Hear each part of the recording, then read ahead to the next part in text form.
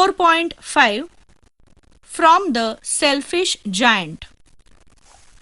Every afternoon, as they were coming from the school, the children used to go and play in the giant's garden. It was a large, lovely garden with soft green grass. Here and there, over the grass, stood beautiful flowers like stars, and there were 12 peach trees that in the springtime broke out into delicate blossoms of pink and pearl, and in the autumn bore rich fruit. The birds sat on trees and sang so sweetly that the children used to stop their games in order to listen to them. "How happy we are!" they cried to each other. One day the giant came back. He had been to visit his friend Cornish ogre and had stayed with him for 7 years. After the 7 years, he determined to return to his own castle. When he arrived, he saw the children playing in the garden. "What are you doing here?" he cried in a very gruff voice. And the children ran away.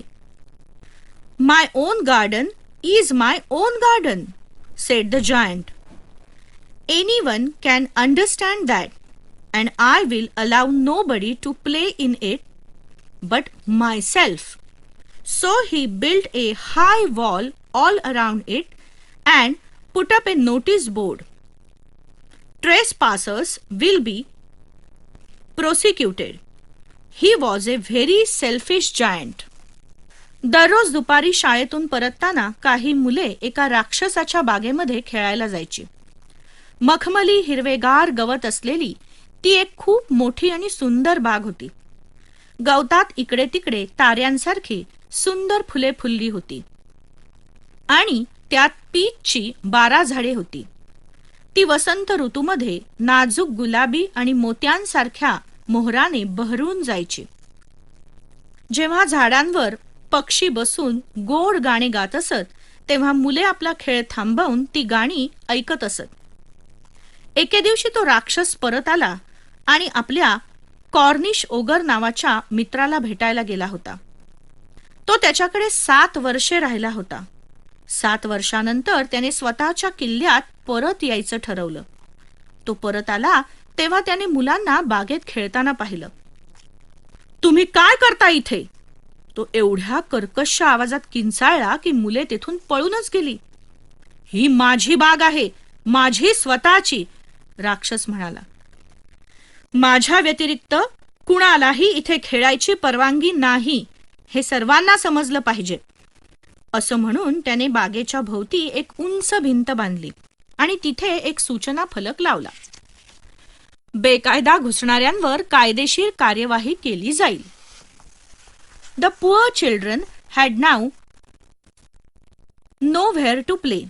They tried to play on the road, but the road was very dusty and full of hard stones, and they did not like it.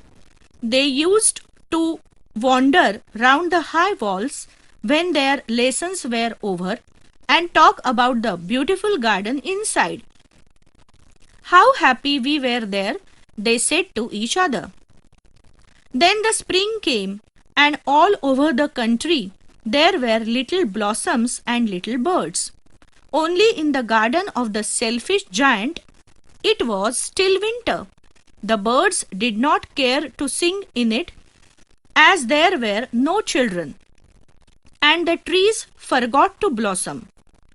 Once a beautiful flower put its head out from the grass, but when it saw the notice board, it was so sorry for the children that it slipped back into the ground again and went off to sleep. बिचाऱ्या मुलांना आता खेळायला कोणतीही जागा उरली नाही. त्यांनी रस्त्यावर खेळायचा प्रयत्न केला, पण त्याच्यावर फारच धूळ होती आणि रस्त्यावर खडबडीत दगड देखील होते. त्यामुळे मुलं काही तिथे खेळू शकली नाहीत.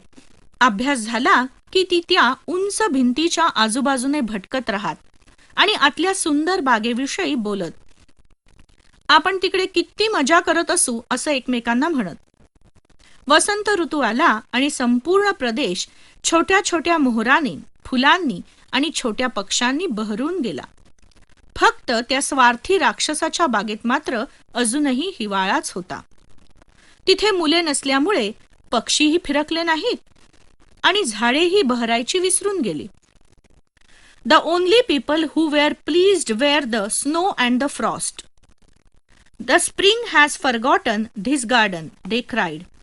So we will live here all the year around. The snow covered up the grass with her great white cloak, and the frost pointed all the trees silver.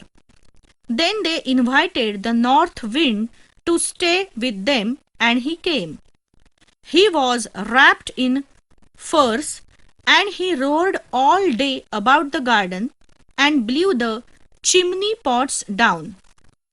This is a delightful spot, he said. We must ask the hail to visit. So the hail came. Every day for 3 hours he rattled on the roof of the castle till he broke most of the slates. And then he ran round and round the garden as fast as he could go. He was dressed in grey and his breath was like ice. बर्फ आणि गोठलेले दव हेच दोघे फक्त खुश होते. वसंत ऋतू या बागेला विसरून गेला आहे, त्यामुळे आता पूर्ण वर्षभर आपण इथे राहू शकतो असे ते म्हणाले.